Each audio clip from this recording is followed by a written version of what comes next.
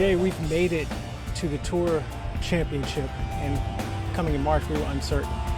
As you look back over the months, if you could pinpoint one or two things that Golf Central Update, brought to you by TaylorMade.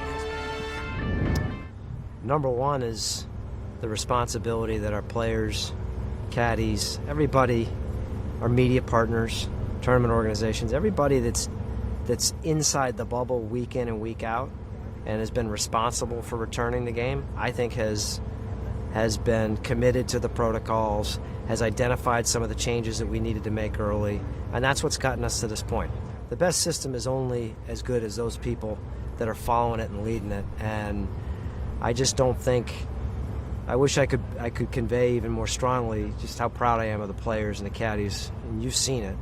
I mean, they have been remarkable through this whole process. So I'd say that really is it. From that, so many other things fall out.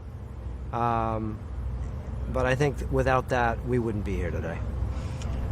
Great news that Pro-Ams are going to be coming back to the PGA Tour, which is, a big piece of health for all these tournaments. Yeah. Now we're waiting for the fans to come back. Yep. What will you evaluate over the next few weeks or months to determine whether or not fans can come out on tour? Whether it's safe and responsible to have them return. And the good news for us is that we've got a team of people that work with all of our tournaments, and that have Andy Levinson and the team that we have that have developed our coronavirus protocols. And we're working with those tournaments, mayors, governors, local health officials. No two markets are the same. And so understanding where that market is, understanding are there like or comparable sports and entertainment events that have already been stood back up, have had fans, have had crowds, the success that they've had, the learnings that they've had. I think we'll go market to market.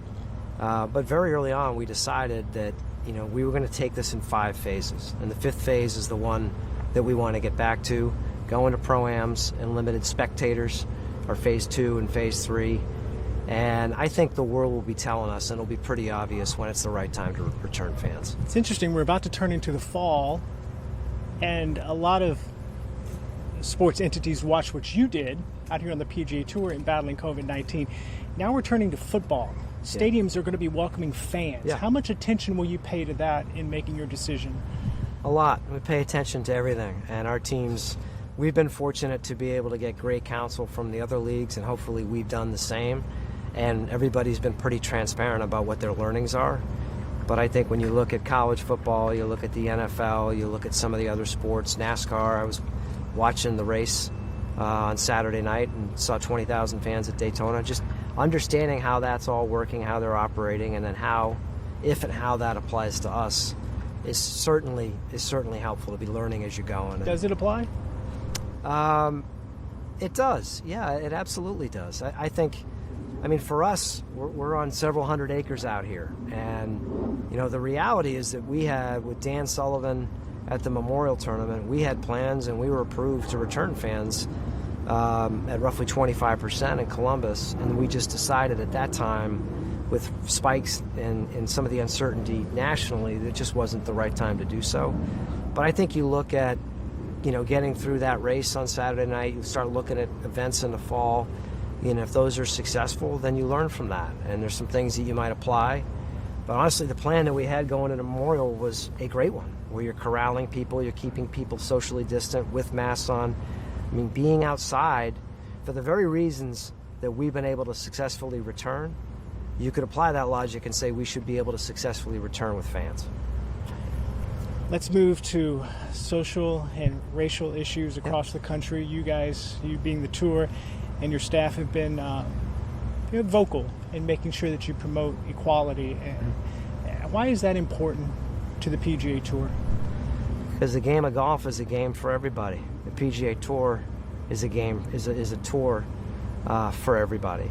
And we want our game, we want our tour, we want everybody out on the PGA Tour to reflect society.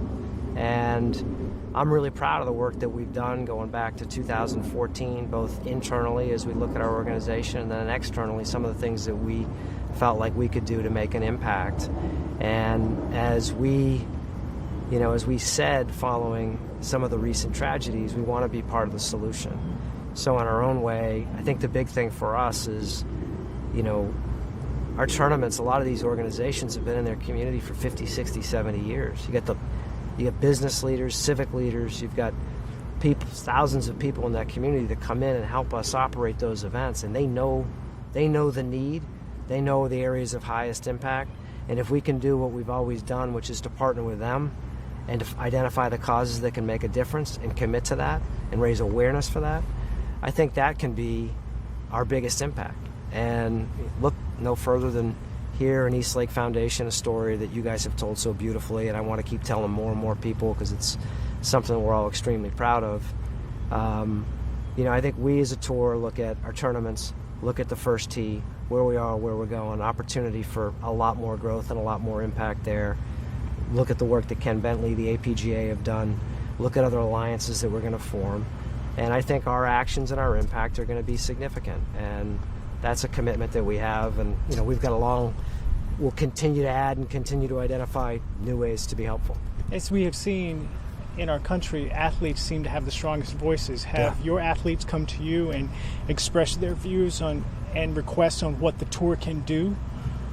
I think it's a combination of athletes have certainly come to me, and I've gone to our athletes. And I mean, it's odd. The reality is that we've been out here for 13 weeks, and you walk into player dining, you walk onto the range, we're all together. And we're talking about all the things that are happening out on a golf course and all the things that are happening in the world. So I think I've been the beneficiary of a lot of great input, and that input is reflected in some of the steps that we're taking right now, particularly around, the APGA, around the first tee, and ultimately around how we utilize our tournament platform to make a difference. And our athletes, I'm really proud of the fact that, listen, they're all independent contractors. This is an independent game, but we come together and we do a lot of good to address a lot of issues that need to be addressed. And you'll also see that our athletes, and I'm proud of the ones that have done things in their own manner, particularly around this issue. Final thing, this is a hypothetical, but a possibility. We've seen it in the NBA and in Major League Baseball. If one of your athletes, one of the tour players, decides to walk off the golf course in boycott of what is happening across the nation, where would the PGA Tour be with that player? I typically don't like to answer hypotheticals. I think you know me well, but it's a big family out here.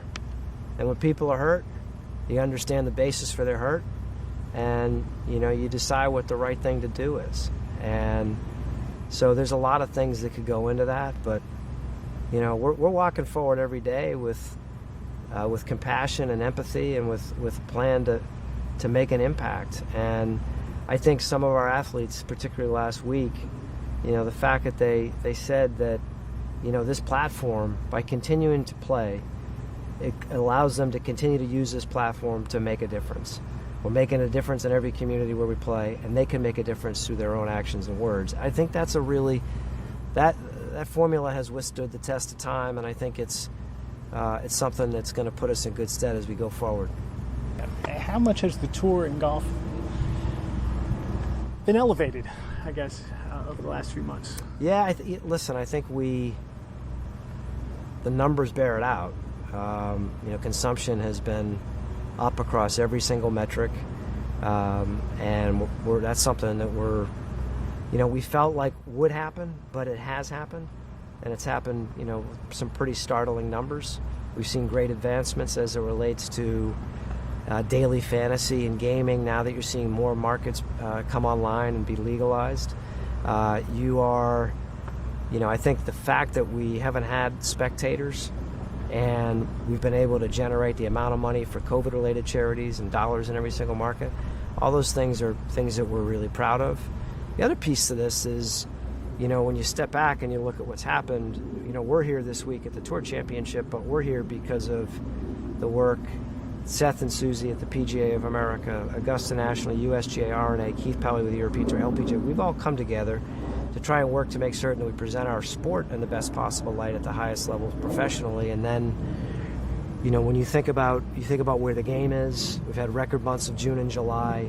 And I see the work that the PGA of America is doing right now to make certain that as we come out of this, that we're continuing to accelerate into the future and get more people playing the game, creating this welcome, inclusive environment. We're having those discussions right now as it relates to diversity, equity, and inclusion, having industry-wide conversations that we never had before. Some of these conversations we had individually, we're now having them collectively.